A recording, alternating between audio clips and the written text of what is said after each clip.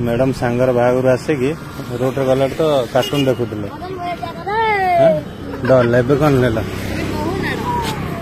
महुनाड़ से बिक्री हो महुनाड़ ने कैश दना जड़े पैसा देदेले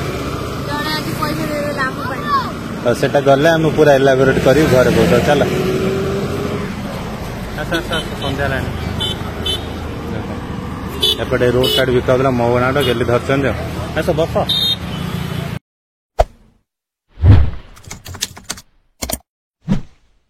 कौन मैडम हलिया तो फ्रेंड्स बर्तमान आम पहुंचलु घरे है घरे मैडम कौन नहीं आसे देखे देखो ना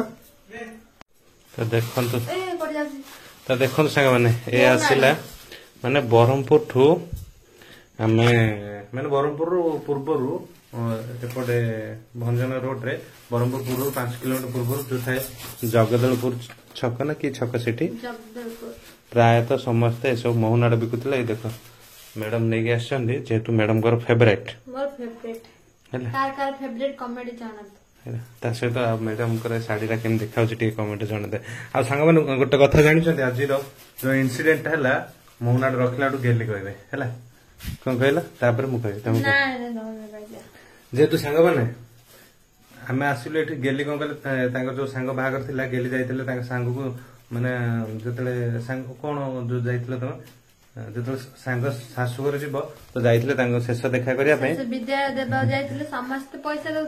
ना ना यहीटा तो एपटे घरे एठू एठू जो सांग मैंने जाइए सांग विदाय देवाई एठी बाप घरे मुझे घरे थी से रेडी हो पड़े मु पैंट सार्ट रेडी कि पूर्व जो मु अलग पैंट सार्टा पिंधि से मो पैसा थिला गेली रेडी हो गले मुझे रेडी हो पड़ेली हठात मु भूली गली पैसा ने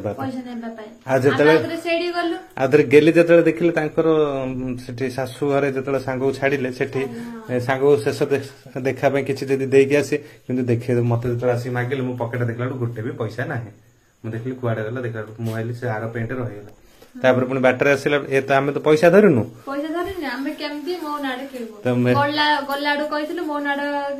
गला बाटर देखी मैडम महुनाड़ बिक्री हो मुझे आसला नबा मु देखी मो पकेट पैसा ना तो एमती जो जाणिलु सांग शाशुर घर जाकि पैसा ना आ कौन महुनाड़ आसला पुणी पचारू ऑनलाइन किसी पेमेंट हो कह आम महुनाड़ नबु कि किंतु हो पारानी तथापि महुनाड़ नहीं आसला केमती कौन कह आम गलु गोटे लोक पचार भी किणुले आ भाई केस अच्छी केस भी ना मो पाखे नब कि आम कहलु कि हाँ आम नेबार कहलु कहले हाँ जो पैसा देले आनलु आमे माने सुन गेले हो तो आप बुझे जेहेतु सांग मैंने आम महुनाड़ खेल आउ जन भाई आसले किनिया जस्ट कि आसीचु से भी आसले किनिया A few moments later.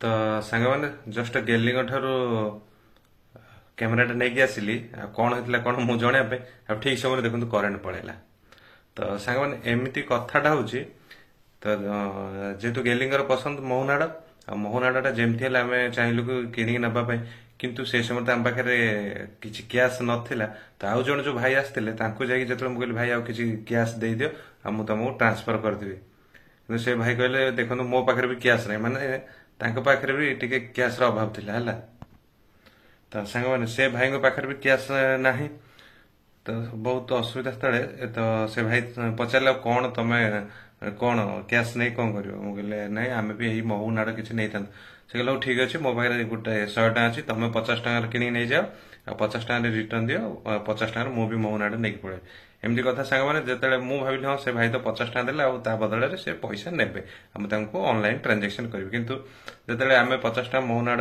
कि 50 टଙ୍କା रिटर्न कलु से भाई मुझे ट्रांसफर कथा कहली सी आने बुझे ना भल हाँ बारंबार जो कहली तुम यूपीआई आईडी दियो या फोन नंबर दियो ट्रांसफर कर दी देले कहले तुम खाइबा नब तो नियो से कौन अच्छे कहीकि से रिटर्न पड़ाइले आ गेलिंग मैंने आज फ्री रे मिलगला आ मानवीयता दृष्टि से देदेले गेलिंग को है तो कथा एमती आ गेली भी सेपटे पड़ाइला रोषे करने तो चलते करेन्ट तो ना मुझे देखा तो सांग मैंने गेली पाखक जावा पूर्व आउ गोटे कथा कहीदे देखो सांग मैंने से भाई पाखे कैश नाला जो कैश थिला मात्र 100 टଙ୍କା थिला है मैंने आजिकल दुनिया रे देखो किए क्या टंकाटे मागिले दौना କିନ୍ତୁ ସେ ଭାଇଙ୍କ ପାଖରେ ବି କ୍ୟାସ୍ ଅଭାବ ସତ୍ତ୍ୱେ ତାଙ୍କ ପାଖରେ 100 ଟଙ୍କା ଥିଲା, ସିଏ 50 ଟଙ୍କା ନେଲେ ଆଉ ଆମକୁ 50 ଟଙ୍କା ଦେଇଦେଲେ। ବୁଝିପାରୁଛ ନା, ମାନେ ତାଙ୍କ ପାଖରେ ସେ 100 ଟଙ୍କା ବଦଳରେ ଆଉ ପଇସା ନାହିଁ ହେଲା। କିନ୍ତୁ ହୁଏତ ତାଙ୍କର ସେ ପାଖାପାଖି ଘର ହେଇଥିବ କଣ ହେଇଥିବ, କିନ୍ତୁ ସେ ଯାହା ହଉ, କିନ୍ତୁ ସାଙ୍ଗମାନେ ଆଜିକାଲି ଦୁନିଆରେ ଏମିତି ବି ଲୋକ ଅଛନ୍ତି ନିଜ ପକେଟରେ ପଇସା ଯେତିକି ମାନେ କଣ କହନ୍ତି ଅଧିକ ନଥାଏ ବି ହେଲ୍ପ କରିପାରନ୍ତି ହେଲା, ଯୋଉଟା କି ଆମ ସହିତ ବି ହେଲା। ସେ ଭାଇ ଯାଉ ହେଲ୍ପ କଲେ ବୋଲି ଆଜି ଗେଲି ତାଙ୍କ ଫେଭରାଇଟ ଖାଇବାଟା ଖାଇବେ ହେଲା। ତ ଚାଲ ଯିବା ଦେଖିବା। କରେଣ୍ଟ ପଳେଇଛି। ମ୍ୟାଡାମ କଣ କରୁଛନ୍ତି? କଣ କରୁଛ କୁହ? କଣ କରୁଛ? କରେଣ୍ଟ ତ ନାହିଁ। ମଉନାଡ ଭଜା ଦେଖ କେଠି ଡୁବି ଚୁଇଁ ଚୁଇଁ ଦେଖ ମଉନାଡ ଭଜା ହେଇଲାଣି। ଏତେ ସାରା ହେଇଗଲାଣି ପୁଣି ବସିଛି।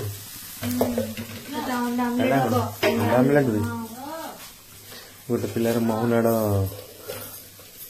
ଦେଖି ଜାବ ଖସି ଯାଇଥିଲା ନା, ନାଇଁ ଜଣେ ପଇସା ଦେଲେ ବୋଲି ଆଜି ଗେଲି ଖାଇପାରିଲେ, ନହେଲେ ନାଇଁ। ଥ୍ୟାଙ୍କ ୟୁ କହୁନ। Thank you.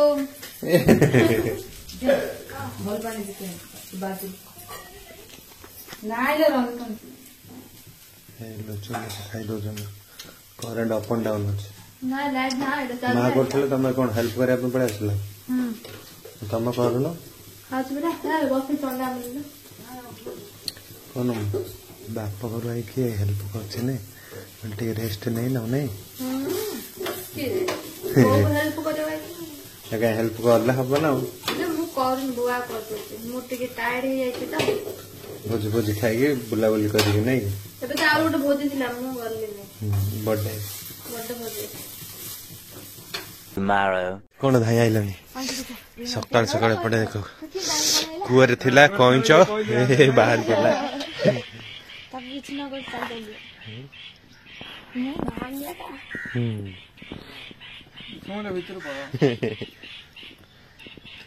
ତମେ କେମିତି ରୋଡ ରୁ ପାଇଥିଲ ଏଠିକି ନାଇଁ? ତମେ ଆଗରୁ ଉଠି ପାରୁନ। ମୁଁ ଚେଷ୍ଟା କରିଥିଲି ଯେ ବାହାରି ପାରୁନଥିଲା ସେଦିନ, କେତେ ଚେଷ୍ଟା କଲି ନାଇଁ।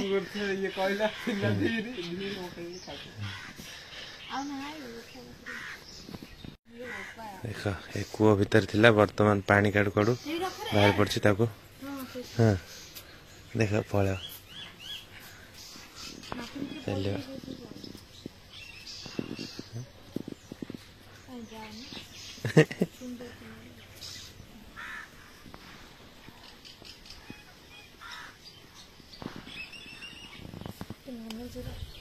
ତମେ ତ ଦେଖିଦେଲା ଆଉ ଯାଉନି।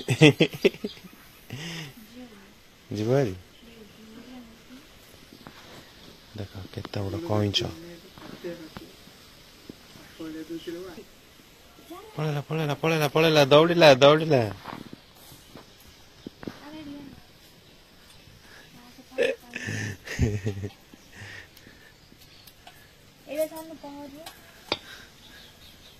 ବୋଉ ଡାକୁନ ଦେଖିଏ। ଚାଲ ପୁଣି ଜୀବନ ବଞ୍ଚାଇଗଲା ପଛରେ। ଜୀବନ ବଞ୍ଚେଇଲେ ନା ପୁଣି ମାରିଲ କୁହ? ବଞ୍ଚା ହେଲା। ଆଉ ବାହାରେ ଗଲେ ହେଲେ ତ ସେ ବଞ୍ଚିଥାନ୍ତା, କୂଅରେ କେମିତି ବଞ୍ଚିବ?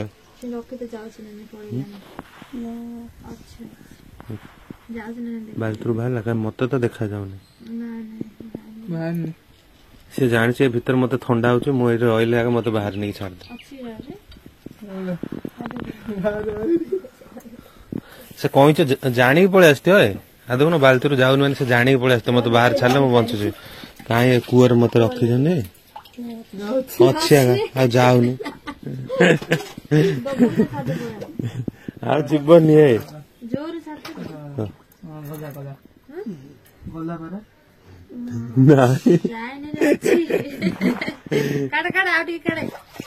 ସିଏ ଆଉ ଯିବନି ଆଜି ହେଲା। ସେ ଜାଣିছে କୂଅ ଭିତରେ ମତେ ଛାଡି ଦେଇଛନ୍ତି।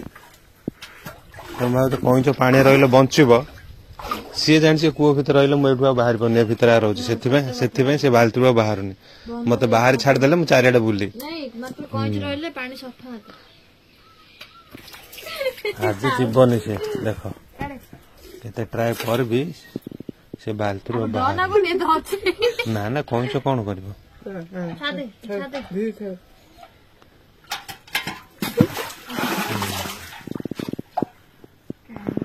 କହିଲା ପରେ